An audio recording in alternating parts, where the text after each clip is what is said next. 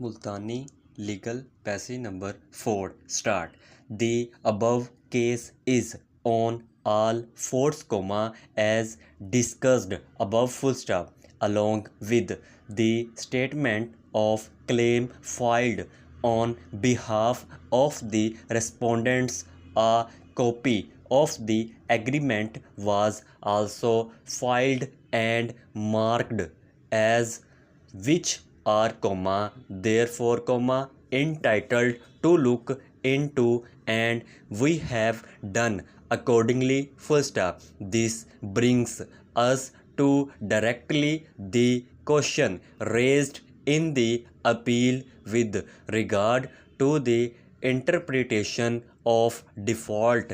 clause 6 of the agreement. First up, it was the case of the respondents themselves that they were entitled to claim damages on the basis of the provision contained in the clause itself, which was covered under the head other charges. Full stop. Not only this, the respondents and conceded before the High Court that the award could be remitted to the arbitrator to determine the damages on the basis of the market price, because admittedly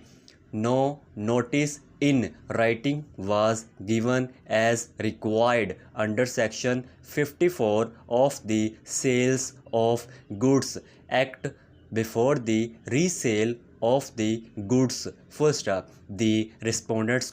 therefore,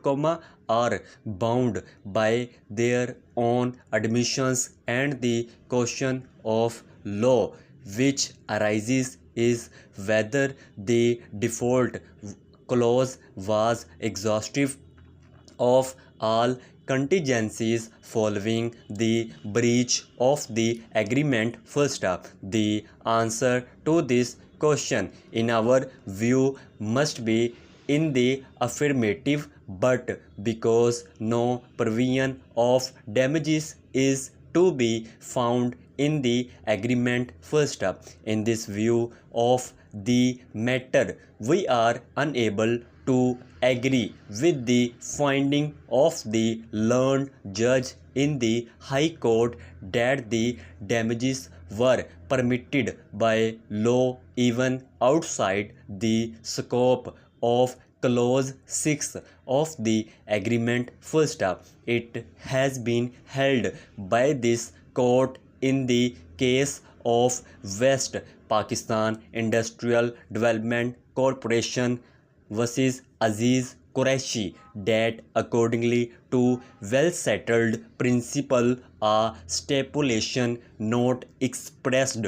in a written contract should not be implied merely because the court thinks it would be a reasonable thing to imply it. First up, such an implication on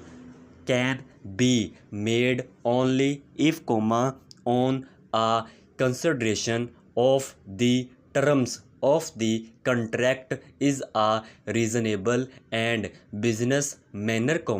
the court is satisfied that it should necessarily have been intended by the parties when the contract was made. First up, having gone thus far, it is now left for us to examine contention raised on behalf of the appellants that even if the case of the respondents on their own showing was covered under the head other charges, then to an amount over and above what was specified in the default clause could not be awarded to the respondents. First up, as we have held that since no provision was made for the award of damages in the default clause, the case of the respondents must rest on the interpretation of the same full stop. All contingencies, including the cancellation of the agreement, were well within the contemplation of the parties at the time of the drawing of the agreement, and there is much force in the argument raised by the learned counsel for the appellants that the arbitrator was not competent to import an agreement for the award of damages when none in fact was